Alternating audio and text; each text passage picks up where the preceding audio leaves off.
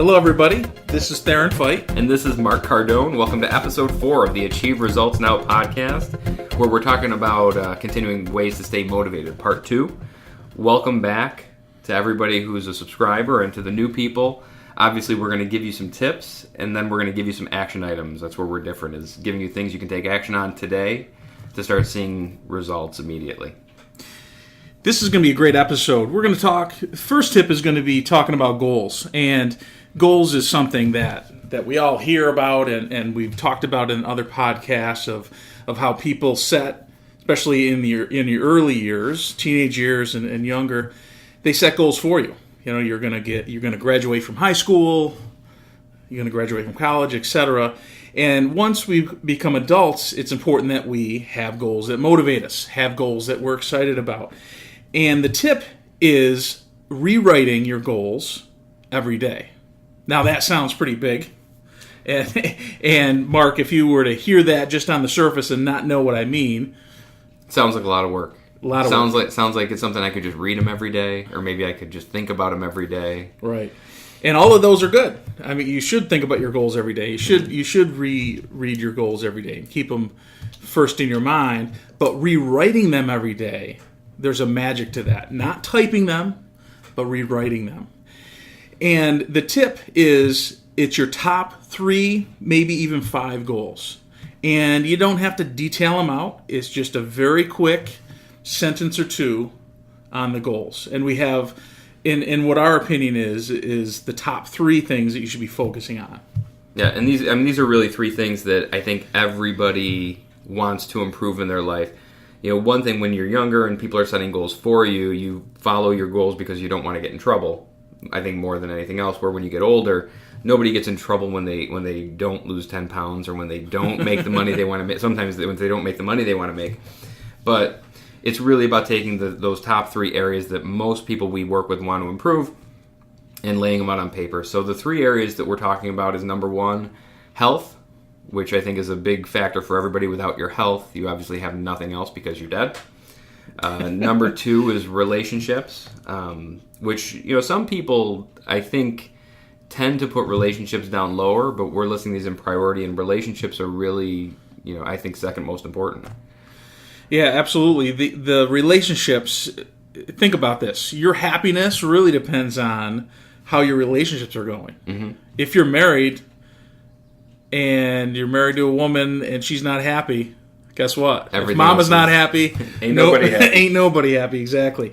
And we can joke about that, but there's a lot of truth to that. And it's important that we remember that and we set some goals. And that doesn't mean that we're trying to manipulate other people. That's not what I'm talking about. It's goals that are for you. Mm-hmm. You know, it's not, I want my wife to be a better wife. That's not a goal that you should be setting. Never set that goal. Never set the goal. And in fact, I might edit what I just set out just in case. What I'm talking about is that you should be setting goals for yourself. For instance, having the goal of being more loving in your house every day. Mm-hmm. That's a great relationship goal. If you're more loving to your family, it's going to come back to you. Absolutely. Without a doubt. And that's the types of goals that we're talking about. Absolutely. And then after that, we're going to talk about income goals, which, you know, people tend to put income goals as their number 1 goal, mainly because there's the biggest immediate repercussions if people don't hit those goals, even though I think the health repercussions are bigger if you don't hit those goals. Absolutely. But they seem to be a little bit more long-term that you don't see until you're older. So definitely. So we'll get right into that. So let's back up to the health and talk a little bit about the importance of it. Now, I think you hit the nail on the head when you said, without your health, you're dead. You're dead. And then all of this doesn't matter. You don't even have to listen to the podcast because you're dead. So it's important that you're setting some health goals and realistic health goals. And anytime you have a goal, it needs to be specific. General goals are going to get you maybe general results, but not the results you're looking for. So a great health goal would be, I'm going to work out 3 days a week, every week. Now, you can get more specific of what type of workout you're doing, but if you're doing 0 workouts and your new goal is working out 3 times a week, that's awesome. Absolutely. That is awesome. And by doing that each and every week, after a couple months or even sooner, you can readjust that goal to maybe 4 times a week or 5 times a week, or even get more specific. And making sure that, some people tend to set goals that are over specific. So they say, starting with my health, I'm in horrible shape. I'm going to work out 4 times a week, stop drinking soda, eat healthier, and goals tend to stack on top of one another. I think breaking those things down into individual goals and tackling them one at a time is something that's really going to help people get there faster. And here's why rewriting your goals every day is also powerful. Not only do they keep it in the forefront of your mind, but also they can change and adjust. I wouldn't recommend daily, but certainly weekly, you can adjust those goals to fit how you are currently. That's right. The definition of insanity is doing the same thing over and over again and getting the same result. And if something's not working, maybe you're not hitting those 3 days a week for whatever reason, there may be an adjustment that you need to make to your goal to make it more achievable. Exactly. And if you're doing 0 workouts a week, and even if you do 1 workout a week, progress. That's progress. And then you go on from there. Now, moving on relationships, I did touch base a little bit on relationships. I kind of jumped in there.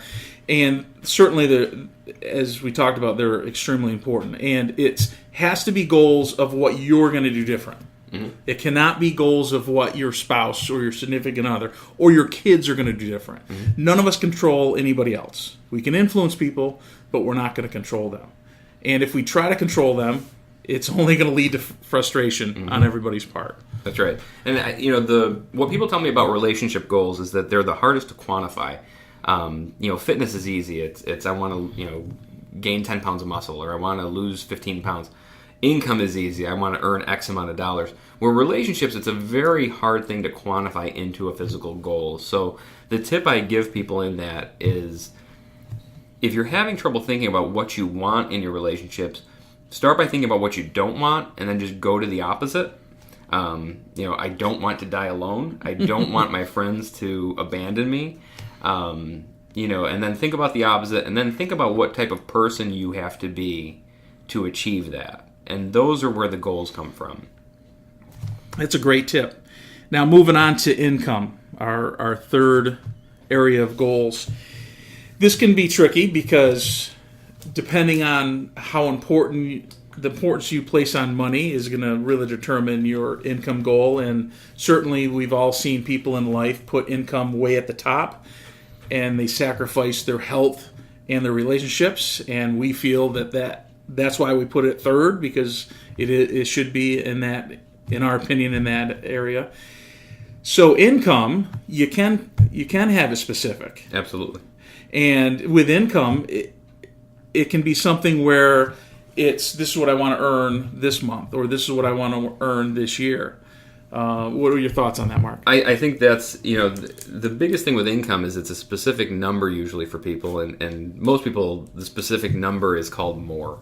Everybody wants more money, but people in setting financial goals, I think they feel limited because most people who work a 9-to-5 job, they have a certain pay that comes in every day, and they don't really have an impact on that aside from, okay, I need to go find a different job.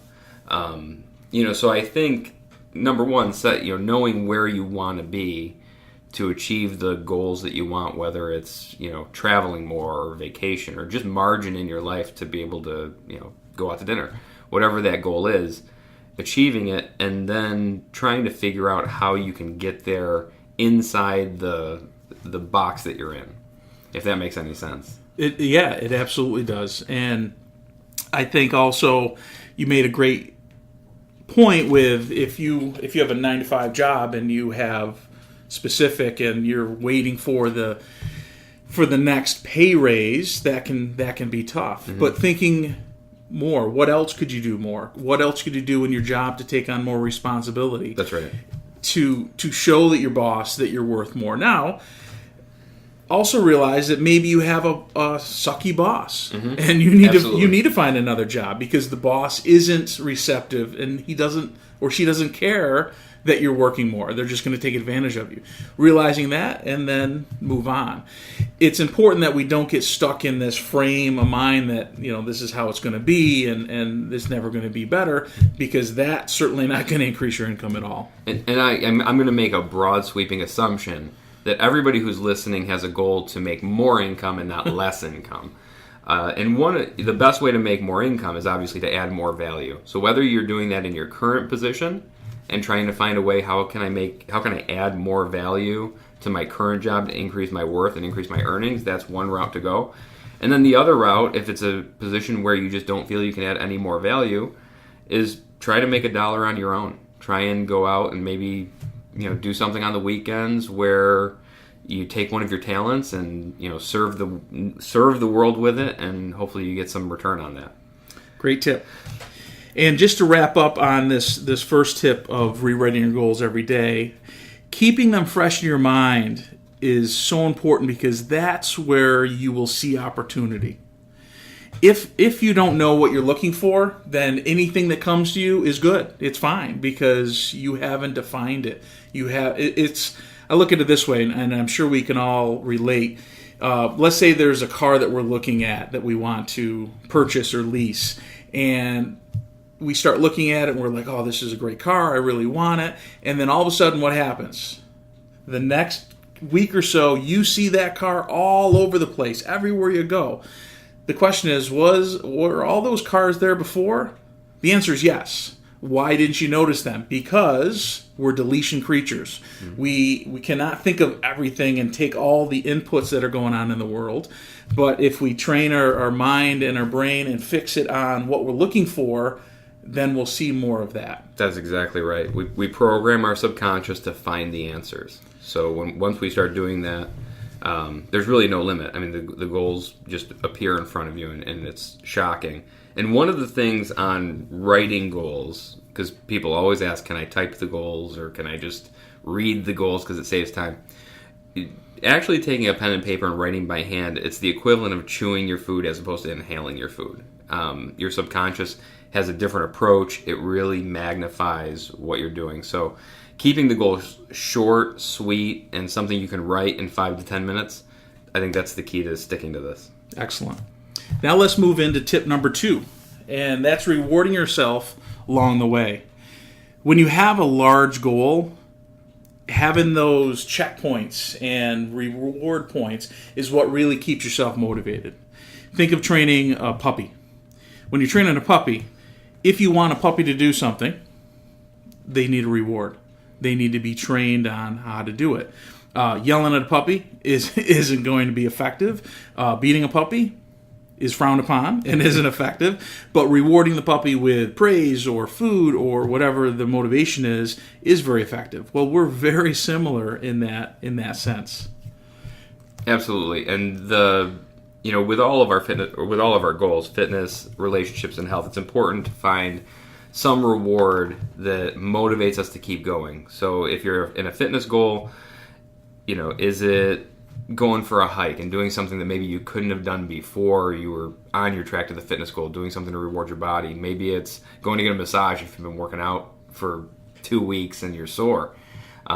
Maybe it's having a cheat meal on a Saturday or Sunday on the weekend that just kind of resets your metabolism and resets your brain so that your body doesn't go into complete shock and overload. And on that, something I learned many years ago when I read the book Body for Life, and that's what he talked about. He even had a cheat day. So the whole theory was 6 days a week that you're on a nutrition plan, that you're sticking to 24 hours for those 6 days a week, and then on that sixth day, whether it's a Saturday, Sunday, or whatever day works for you, you have a cheat meal. And just like you said, it helps not only your metabolism, but also it helps you mentally. So that right there is a way to reward yourself.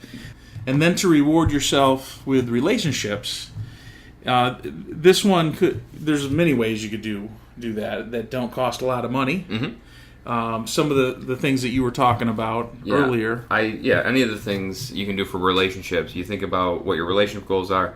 I like to sit down once a week with my wife and talk about the successes for the week. That in itself is a reward because we see what we've done together, what kind of successes we've had. So let's get into some action items from today's podcast. So the first one I want you to do is write down your top 3 goals for the week. I'd like you to do it right away, as soon as you're done listening to the podcast. Certainly tomorrow morning at the very latest, and then get in a habit of something you can stick to of rewriting your goals. For me, I have my goal journal next to my bedside, so when I wake up in the morning, that's one of the first things that I do before I get my day going. So that works for me. The second action item is plan out how you're going to reward yourself with these goals. And planning out is the key. Is you don't want to just say, well, I feel like doing this. If you plan it out, you have a much better success. Plus, also, it's something that you can look forward to. I mean, just like when you plan out a vacation, many times the planning out of the vacation and the feeling of, man, I can't wait to go on vacation, sometimes is better than the vacation itself. And so that's why it's important that you're planning out your reward. And it also helps you limit your reward a little bit. Like we were saying, you don't want to overdo your reward. Where if you say, I'm going to eat healthy all week and exercise, and Sunday I'm going to eat whatever I want, and that's your specific reward that you're going to get, you really look forward to that, as opposed to just saying, well, I'll figure it out this weekend, and then you start Friday, and you're rewarding yourself Saturday and Sunday and then into Monday morning, and then you just set yourself back on your goals. Absolutely. So, and just to wrap up, that's it for this podcast. Thanks to everybody for listening, and if you know anybody who would benefit from this podcast, please share. Be sure to subscribe and leave a review if you like it.